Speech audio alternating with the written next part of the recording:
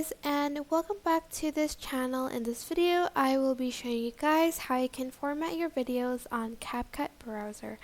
So I've already opened up this project right here, and as you can see there is like bits of the background showing up, and I don't want to add a background. I just want to crop it all out so it's like a square, like the media is a square. So I'm just going to go to original and then choose from these sort of formats, and I'm just going to choose this one by one for the square looking video.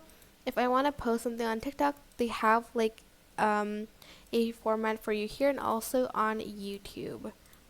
And that is basically it. I hope this tutorial was helpful for you guys. Don't forget to like, comment, share, and also subscribe to this channel if you haven't done that. If you have any questions, just leave it in the comment section down below, and I will try my best to answer them all. Thank you so much for watching. Bye!